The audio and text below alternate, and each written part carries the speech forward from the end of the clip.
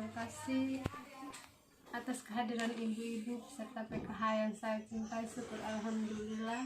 Pada hari ini kita masih dipertemukan dalam keadaan sehat walafiat dan bersama-sama untuk melaksanakan kegiatan pembelajaran kita hari ini dengan topik memahami perilaku anak. Pada topik diskusi kita hari ini adalah bagaimana meningkatkan perilaku baik anak dan menghadapi perilaku buruk anak. Namun sebelumnya melangkah lebih jauh, mari kita ingat kembali apa yang telah kita pelajari pada sesi sebelumnya, yaitu sesuai sesi menjadi orang tua yang lebih baik. Ibu-ibu apa masih ada yang mengingatkan materi kita sebelumnya, yaitu cara menjadi orang tua yang lebih baik? Ada yang tahu apa saja cara-cara menjadi orang tua yang lebih baik? Coba Ibu Indah sebutkan satu cara menjadi orang tua lebih baik. Baik Ibu, terima kasih atas jawabannya. Jadi pada materi sesi 1 ini yang telah kita pelajari, bagaimana menjadi orang tua yang lebih baik itu ada 7 cara, yaitu mengingatkan hal-hal yang baik yang dirasakan sebagai orang tua, karena ini dapat merupakan kasih sayang orang tua pada anak. Yang kedua, menjadi orang tua yang lebih baik adalah sejalan antara perkataan dan perbuatan.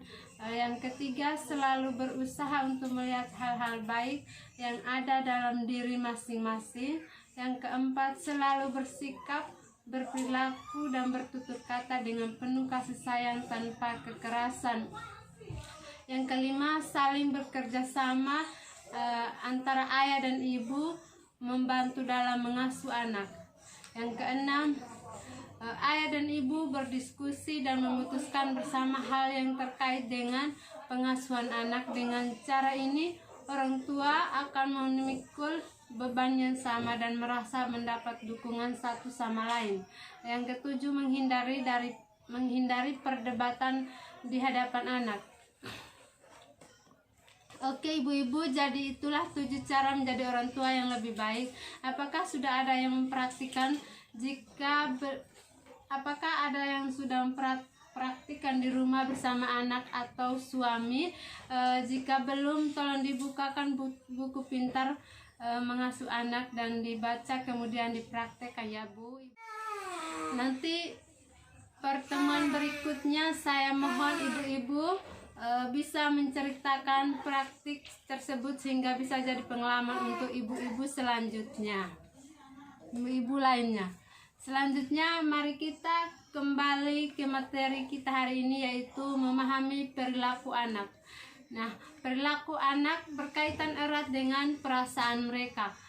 Sebagai contoh, anak pertama ketika merasa bahagia, berteriak atau marah-marahan ketika merasa kesal. Yang kedua, semakin sering anak merasakan kebahagiaan, maka akan semakin banyak perilaku baik yang ia lakukan. Semakin sering anak merasa frustasi, semakin sering pula dia merasakan keburukan. Yang ketiga, semakin sering orang tua memberikan perhatian pada sikap baik anak, akan mendorong anak untuk selalu berperilaku baik. Untuk itu, mari kita pelajari bersama tentang bagaimana cara memberikan perhatian bagi perilaku baik anak. Sebelum kita lanjutkan, saya minta ibu-ibu Devi tolong duduk berpasangan dan masing-masing pikirkan apa saja sifat baik anak yang paling menonjol. Seperti ramah, bertanggung jawab, senang membantu, senang berbagi, kemudian menceritakan ke pasangan secara bergantian. Oke ibu-ibu, terima kasih. Silakan kembali ke posisi masing-masing. Selanjutnya saya akan bertanya, tolong ibu-ibu menjawab ya.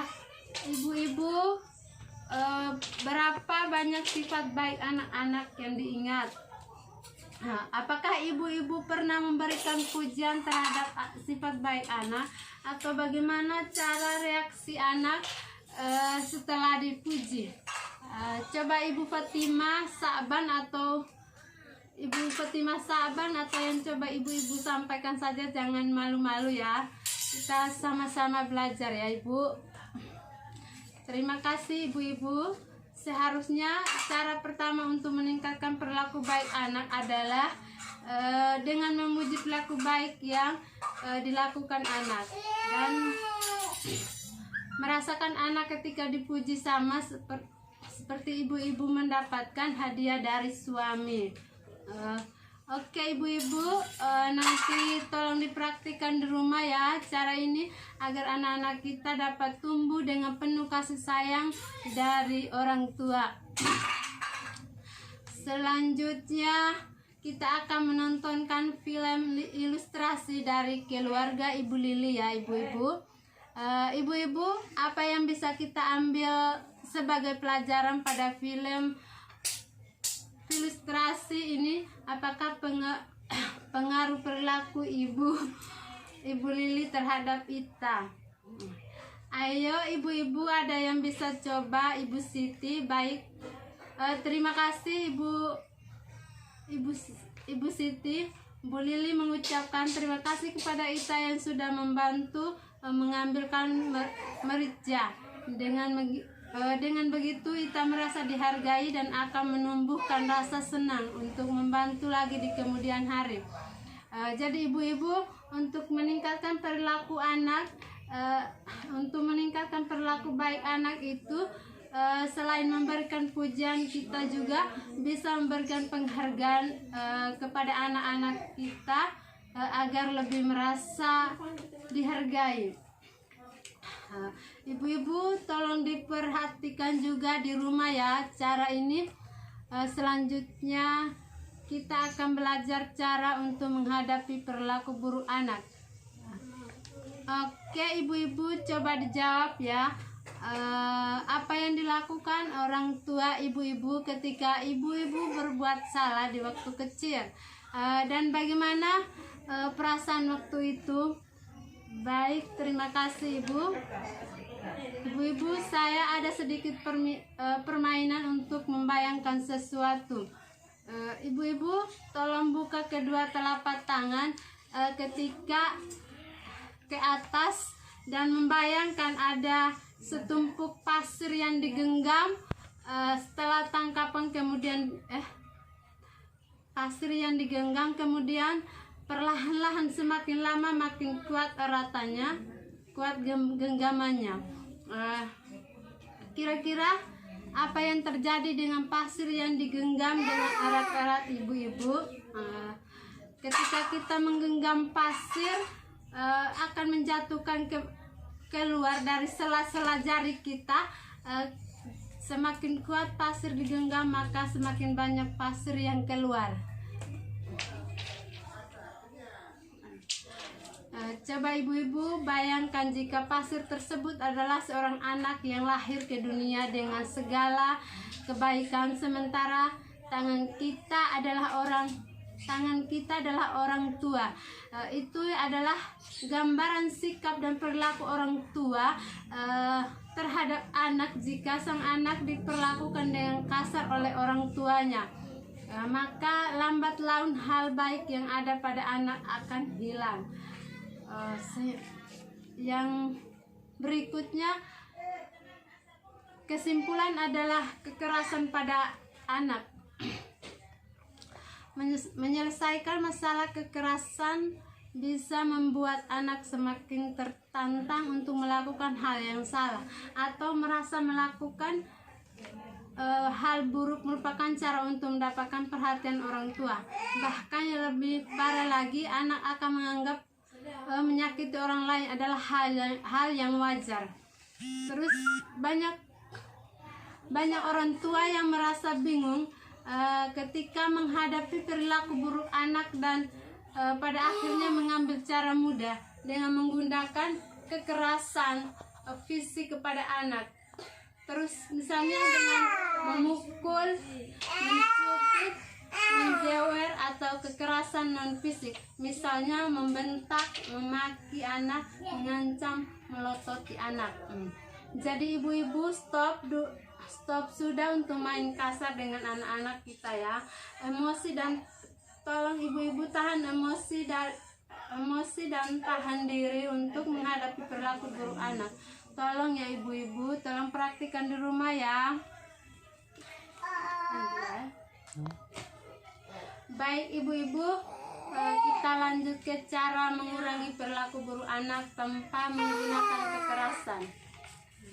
Salah satu cara mengurangi perilaku buruk anak tanpa menggunakan kekerasan adalah membuat aturan bersama anak serta resikonya ketika anak melanggarnya, dan orang tua harus tegas untuk menjalankan kesepakatan itu. Ketika anak telah melanggar kesepakatan, jangan langsung diberikan hukuman atau tapi diberikan kesempatan waktu sejenak kepada anak. Ketika orang tua tidak mampu mengendalikan sikapnya karena kelelahan, sebaiknya orang tua mengambil waktu untuk menenangkan diri sejenak, baru kemudian berikan respon terhadap perilaku anak. Lalu bagaimana cara untuk mengurangi perilaku buruk anak yang bertujuan mencari perhatian saja ya ibu-ibu? Terkadang anak dengan sengaja melakukan hal-hal yang baik hanya untuk mendapatkan perhatian orang tua. Selama perbuatan anak-anak tidak membahayakan anak maupun orang lain, maka orang tua dapat mencoba untuk mengacuhkan perbuatan anak. Dan ketika sebagai orang tua diharapkan dapat menentukan perilaku mana yang perlu didapatkan perhatian dan mana yang tidak, sehingga anak berhenti melakukan perilaku buruknya. Baiklah ibu-ibu, kita sudah di penghujung waktu. Sebelumnya kita tutup pertemuan kita hari ini, saya perlu ingatkan kembali bahwa untuk meningkatkan perilaku baik anak-anak, kita perlu memberikan pujian dan penghargaan pada anak-anak agar mereka merasa dihargai. Kemudian untuk menghadapi perilaku buruk anak, yang paling penting itu hentikan kekerasan fisik maupun non fisik. Ibu-ibu dan menahan diri sebelum memberikan respon ya. Dan jangan lupa ibu-ibu tolong untuk dipraktikkan di rumah ya ibu-ibu. Dan di pertemuan berikutnya saya akan minta ibu-ibu agar dapat menceritakan hal-hal apa yang telah dipraktikkan di rumah bersama anak atau suami. Akhir kata, mari kita tutup pertemuan kita hari ini dengan mengucapkan alhamdulillahirabbil alamin. Billahi taufiq wal hidayah. Wassalamualaikum warahmatullahi wabarakatuh.